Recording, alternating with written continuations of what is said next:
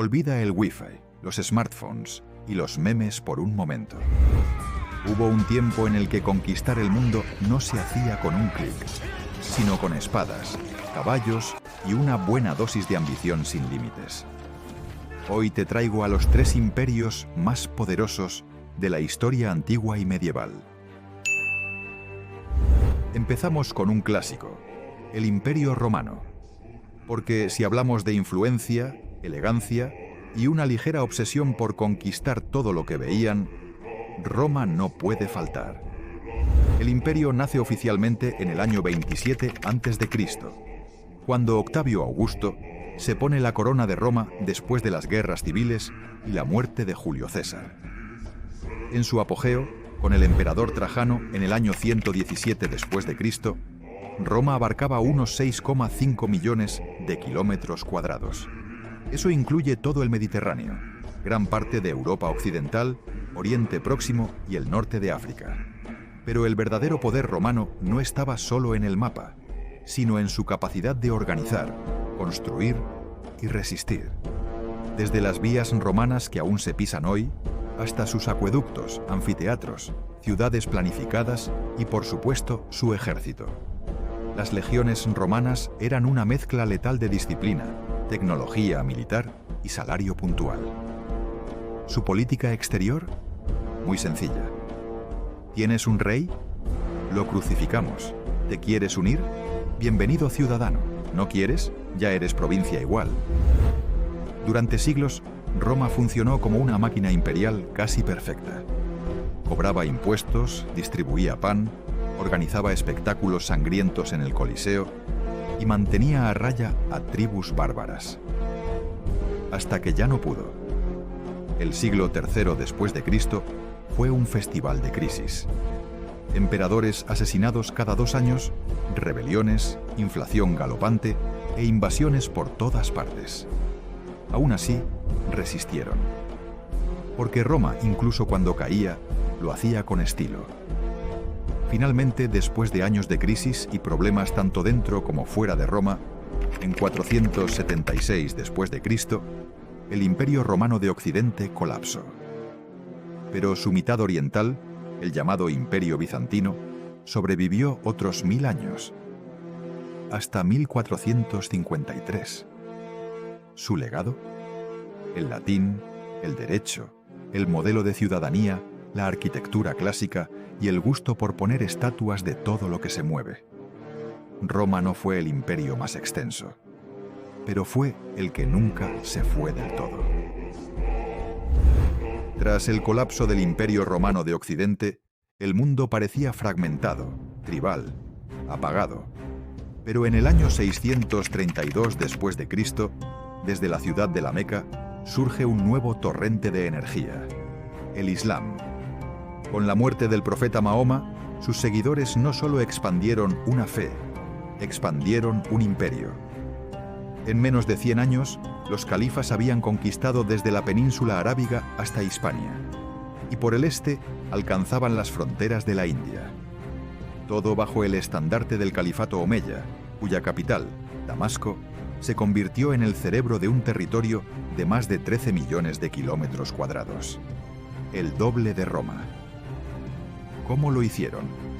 Con velocidad, determinación y una estructura política tan ágil como letal. Pero también con pragmatismo. Se respetaban religiones del libro, se integraban saberes, se cobraban impuestos y a seguir avanzando. Cuando los abasíes tomaron el control en el 750 d.C., llevaron la capital a Bagdad, donde el imperio cambió de piel. Menos conquista, más ciencia, más cultura. Allí surgió la Casa de la Sabiduría, donde tradujeron a Platón, calcularon eclipses y prácticamente inventaron el método científico. Mientras Europa medieval se debatía entre cruzadas y oscuridad, el mundo islámico brillaba con avances en medicina, matemáticas y astronomía. Pero ni siquiera ellos eran inmunes al tiempo. Cismas internos, luchas entre sunitas y chiitas, invasiones turcas, cruzados, y finalmente, en 1258, la Gran Herida. Los mongoles tomaron Bagdad y apagaron por un tiempo ese centro de conocimiento. Aún así, el imperio islámico dejó una huella profunda. En la arquitectura, la ciencia, la lengua, la administración y sobre todo en demostrar que el conocimiento también puede ser imperial.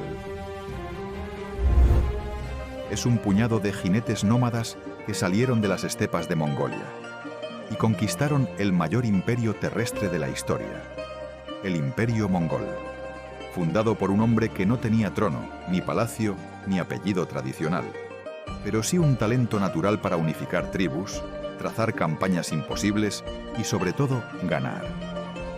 Su nombre, Genghis Khan.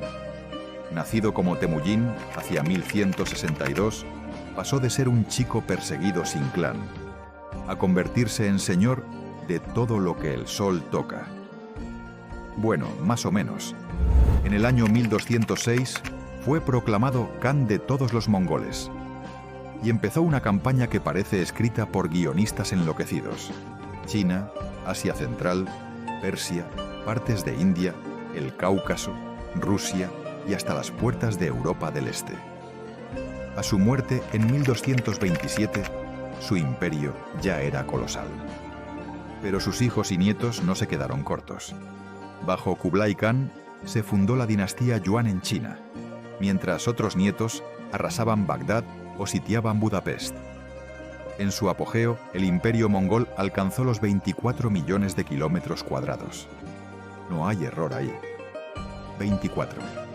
Desde Corea hasta el Danubio. Desde Siberia hasta Vietnam. Un solo imperio, un solo idioma oficial. El miedo, pero ojo, no todo fue destrucción. Los mongoles impusieron la Pax Mongolica, una era de seguridad que permitió que comerciantes, viajeros y cartas cruzaran Eurasia con una velocidad jamás vista. Marco Polo fue testigo de ello. Promovieron el comercio, las rutas de la seda, tolerancia religiosa, sí, en serio, y sistemas de mensajería que dejaban en ridículo a las caravanas europeas.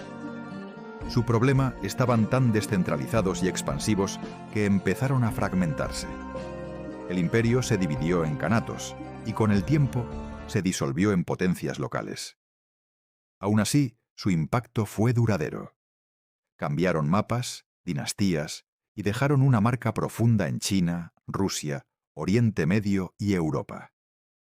Todo con un ejército de jinetes que sabían leer el viento, disparar hacia atrás a galope y que jamás entendieron la palabra imposible. El mayor imperio terrestre de la historia.